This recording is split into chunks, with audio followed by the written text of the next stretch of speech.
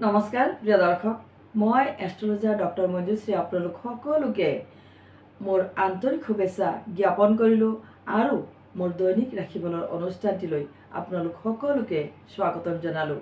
আজি 1947 শকাব্দৰ আহাৰ মাহৰ 2 তাৰিখ, ইংৰাজী 17 জুন।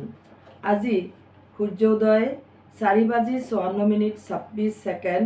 সূৰ্য অস্ত যাব 6:20:02। আজি মঙলবাৰ। আজি কৃষ্ণপক্ষৰ ষষ্ঠী তিথি। আজিৰ দিনটো যিসকল জাতক জাতিকাই জন্মগ্ৰহণ কৰিব তেওঁলোকৰ কুম্ভ ৰাশি, বৈশ্যবৰ্ণ, মতান্তৰে শূদ্ৰবৰ্ণ, ৰাক্ষসগণ অষ্টোত্তৰী আৰু বিংশোত্তৰী ৰাহুৰ দশা। আজি মই লৈ আহিছোঁ কালসৰ্প যুগৰ বিষয়ে কিছুমান সৰু সৰু কথা। সকলোৱে এনেকুৱা ভাবে যে কালসৰ্প দোষ হ'লে বহুত বেছি অশুভ হয়, কিন্তু কালসৰ্প আচলতে দোষ নহয়। কালসৰ্প এটি যোগহে। কেতিয়াবা কালসৰ্প যুগত বহুত ভাল হয়, কেতিয়াবা কিছুমান কালসৰ্প যুগৰ বাবে মানুহৰ কিছু সময়ৰ বাবে কিছু অসুবিধা বা বাধাৰ সৃষ্টি হ'ব পাৰে। কিছুমান কালসৰ্প যুগে মানুহক বহুত ওপৰলৈ তুলি দিয়ে আৰু কিছুমান কালসৰ্প যুগৰ বাবে মানুহক হঠাৎ কিছুমান লছ, বিভিন্ন ৰকমৰ সমস্যা আদি কৰি পেলাই তললৈ নমাই দিয়ে। সেয়েহে আজি মই তাৰ বাবে কিছু সহজ সৰল ঘৰুৱা প্ৰতিকাৰ লৈ আপোনালোকৰ ওচৰত আহিছোঁ। কালসৰ্প যুগ নামটোৰ লগত ভালদৰে আমি পৰিচিত, আনকি আমাৰ বহুতৰে জন্মকুণ্ডলীত কালসৰ্প যুগ থাকে। এই যুগৰ লগত জড়িত সকলৰ জীৱন যাত্ৰাও কিছু সমস্যাবহুল হয় তথা কেতিয়াবা সংঘৰ্ষময় হয়। জীৱনত সকলো কামে কাজে বাধা আহে। কেতিয়াবা বিবাহ আদি হ'লেও তেওঁলোকৰ সন্তান উৎপত্তিত বাধা জন্মে, বিদ্যাত বাধা, দাম্পত্য কলহ, মানসিক অশান্তি, ৰোগ ভয়, দৰিদ্ৰতা, উন্নতিত বাধা আদি বিভিন্ন ৰকমৰ অসুবিধা পাই থাকে। জন্মকুণ্ডলীত যি ভাৱত কালসৰ্প যুগৰ সৃষ্টি হয় সেই ভাৱৰ লগত জড়িত কামবোৰত বাধাৰ সৃষ্টি হয়। সেয়েহে ইয়াৰ প্ৰতিকাৰৰ বাবে সহজ সৰল ঘৰুৱা উপায় কেইটামান ক'বলৈ লৈছোঁ। পূৰ্ণিমা আপুনি কি কৰিব? পূৰ্ণিমা বা অমাৱস্যা তিথিত বোৱতী পানীত শুকান নাৰিকল, যিবিলাক নাৰিকল শুকাই গৈছে সেই নাৰিকল অমাৱস্যাত গৈ পেলাই বোৱতী পানীত বা পূৰ্ণিমাটো আপুনি বোৱতী পানীত উটাই দিব। 2টা বা তাতকৈ বেছিও উটাই দিব পাৰে। কিছু খুচুৰা পইচা আৰু মচুৰ দালি একেলগে 3 দিন হৰিজন ব্যক্তি, যিসকল হৰিজন সম্প্ৰদায়ৰ ব্যক্তি তেওঁলোকক দান কৰিব। ডিঙিত আপুনি ৰূপৰ চেইন পিন্ধিব। ৰূপৰ চেইন বা ৰূপ পিন্ধিলে বহুত ভাল হয়। গতিকে আমি সকলোৱে অলপ হ'লেও ৰূপ আমি পিন্ধা উচিত।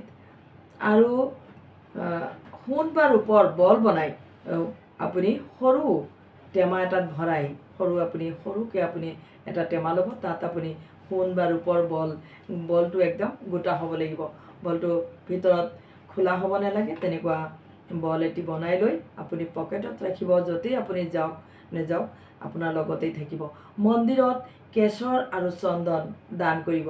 যিকোনো মন্দিৰত আপুনি কেশৰ দান কৰিব, লগতে চন্দন, যি বগা চন্দন সেয়া দান কৰিব। কাণত সোণৰ বালি পিন্ধিব। সোণ বা ৰূপৰ বালি পিন্ধিলেও ভাল। কাণৰ বালিয়ে আপোনাৰ যি কালসৰ্প যুগ তাৰ অশুভ প্ৰভাৱ কিছু কমাই দিব। ঘৰত হাতী দাঁতৰ গহনা আৰু সোণ একেলগে থ'ব। যদি আপুনি সক্ষম হয় তেনেহ'লে হাতী দাঁতৰ কিবা এটা গহনা আনি ল'ব বা হাতী দাঁতৰ যিকোনো বস্তু আপুনি সংগ্ৰহ কৰিব পাৰে যদি ভাল। তাৰ লগত সোণৰ গহনা একেলগে থ'ব। বুদ্ধিজীৱী মানুহক সদায় শ্ৰদ্ধা কৰিব। পিতৃ মাতৃ বা বয়সস্থ ব্যক্তিসকলক সদায় শ্ৰদ্ধা কৰিব, তেওঁলোকক সেৱা শুশ্ৰূষা কৰিব। যিয়ে নহওক, এইবাৰ ক'বলৈ লৈছোঁ আপোনালোকৰ ৰাশিফলসমূহ। প্ৰথমতে মেষ ৰাশিৰ কথাৰে আৰম্ভ কৰিছোঁ। সতৰ্কতাৰ ভাৱ আজি সতৰ্কতা অৱলম্বন কৰিব। বাক্য প্ৰয়োগ কৰোঁতে সততাৰে দিনটো জয় কৰিবলৈ সক্ষম হ'ব। দিনটোত আপুনি সততাৰে সকলো কাম কাজ কৰিব, কিন্তু ভাই ভনীৰ কৰ্মলাভত বাধা হ'ব পাৰে। আজিৰ বাবে সৌভাগ্যদায়ক ৰং হৈছে হালধীয়া আৰু শুভ সংখ্যা হৈছে 3। এইবাৰ বৃষ ৰাশি। আৰ্থিক শুধৰণিৰ লগতে পাৰিবাৰিক সুখ শান্তি অটুট থাকিব। সা সম্পত্তিৰ কামত লাভৱান হ'ব। বিদ্যাৰ্থীসকলে পঢ়াত মনোযোগ বৃদ্ধি কৰিব। আজি মেৰুণ ৰং আৰু শুভ সংখ্যা 5 ব্যৱহাৰ কৰিব। এইবাৰ মিথুন ৰাশি ভাই ভনীৰ বিষয়ে চিন্তা হ'ব পাৰে, আনহাতে সম্পত্তি তথা গৃহ নিৰ্মাণৰ কাম হাতত ল'ব পাৰে। সহোদৰৰ লগত সম্পত্তিৰ মীমাংসা হ'ব দিনটোত। শুভ ৰং মুগা বৰণ আৰু শুভ সংখ্যা 3 হ'ব। এইবাৰ কৰ্কট ৰাশি আজি ব্যৱসায় সম্পৰ্কীয় নতুন পৰিকল্পনা হাতত ল'লে ভৱিষ্যততো আপুনি লাভৱান হ'ব পাৰিব। খোৱা লোৱাত আপুনি যত্ন ল'ব। আজিৰ দিনটোত অকণমান সাত্বিক আহাৰ ভোজন কৰিব। আজি বাদ বিবাদৰ পৰা আঁতৰত থাকিব। আজিৰ শুভ ৰং কমলা আৰু শুভ সংখ্যা 3 প্ৰয়োগ কৰিব। এইবাৰ সিংহ ৰাশি শাৰীৰিক শ্ৰম আৰু অপব্যয়ৰ সম্ভাৱনা, লগতে বিৰোধী প্ৰবল হ'ব পাৰে, কিন্তু কোনোবা নতুন বন্ধুৰ সহায়ত উপকৃত হ'ব। দাম্পত্য সুখত বাধা থাকিব আজিৰ দিনটোত। আজি শুভ ৰং গেৰুৱা আৰু শুভ সংখ্যা 6 ব্যৱহাৰ কৰিব। এইবাৰ কন্যা ৰাশি মাতৃকুলৰ সহযোগৰ লগতে সন্তানৰ উন্নতিয়ে লগ দিব আৰু দিনটোত আনন্দ লাভ কৰিব, কিন্তু পত্নীৰ স্বাস্থ্যৰ বাবে অৰ্থব্যয় হ'ব পাৰে। ছাত্ৰ ছাত্ৰীৰ বিদ্যা শিক্ষাত সুযোগ পাব। আজিৰ শুভ ৰং শুভ্ৰ বৰ্ণ আৰু শুভ সংখ্যা 5 প্ৰয়োগ কৰিব। এইবাৰ তুলা ৰাশি মাটি সম্পত্তিৰ কামত বাধা হ'ব পাৰে। শিল্পীৰ দক্ষতা বৃদ্ধিৰ লগতে ভ্ৰমণত লাভৱান হ'ব। নিবনুৱাই পৰিশ্ৰমৰ উচিত মূল্য পাব। বিদ্যাৰ্থীৰ বিদ্যাৰ প্ৰতি ধাউতি বাঢ়িব। আজিৰ শুভ ৰং কমলা, শুভ সংখ্যা 5 প্ৰয়োগ কৰিব। এইবাৰ বৃশ্চিক ৰাশি অধ্যয়নত সফলতা পাব পাৰিব, লগতে বিৰোধী পক্ষইও হাৰ মানিব। কাৰোবাৰ প্ৰতি কৃতজ্ঞতা জ্ঞাপন কৰিব পাৰে। নিবনুৱাই পৰিশ্ৰমৰ উচিত মূল্য পাব পাৰিব। আজিৰ দিনটোত শুভ ৰং বেঙুনীয়া আৰু শুভ সংখ্যা 6 ব্যৱহাৰ কৰিব। এইবাৰ ধনু ৰাশি আনৰ সুখৰ বাবে নিজৰ স্বাৰ্থ ত্যাগ দিব পাৰে। আজি পিতৃ মাতৃৰ সৈতে সাধাৰণ মত বিৰোধো হ'ব পাৰে। পিতৃ মাতৃৰ লগত মনোমালিন্যৰ পৰা আঁতৰত থাকিব। ৰাজনীতি কৰা লোকৰ অপযশ হোৱাৰ সম্ভাৱনা আছে। আজিৰ শুভ ৰং হালধীয়া আৰু শুভ সংখ্যা 1 প্ৰয়োগ কৰিব। এইবাৰ মকৰ ৰাশি আইনৰ সুবিচাৰত বাধা পাব পাৰে। ব্যৱসায়ী লোকৰ মন্থৰ গতিৰে কৰ্ম তথা আৰ্থিক সফলতা প্ৰাপ্তি হ'ব। প্ৰেমত আনন্দ লাভ হ'ব।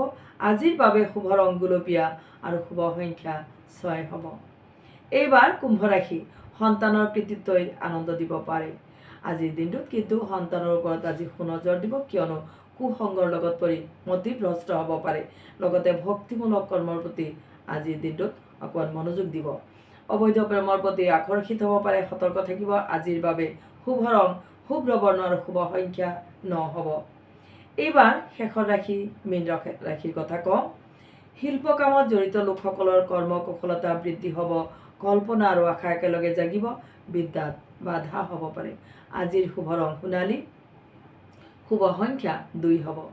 এইবাৰ ৰাশিফলৰ শেষত আপোনালোক সকলোৰে কুশল মংগল কামনা কৰি আজিলৈ বিদায় ল'লোঁ।